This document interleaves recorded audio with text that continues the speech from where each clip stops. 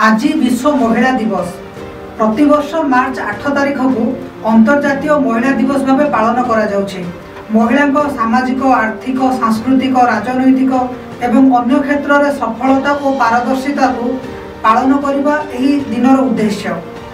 महिला अधिकार और सुजोगर समानता नहीं अधिक अधिक सचेतनता सृष्टि यही दिन पालन करा जाए। नारी एक शक्ति एवं स्नेहमयी हृदय एक स्वप्न स्वीकार करिवार अतुट सामर्थ्य। से जीवनर निर्मात्री परिवारर आधारस्तंभ एवं समाजर अंक स्वरूप। नारी मात्र एक संज्ञा नुहे, से हेउची आदर्श भल पाइबा एवं संघर्षर चिन्ह। से एक सुंदर निर्माण जेउथिरे दया सहनशीलता एवं असीम शक्ति मिशी थाए।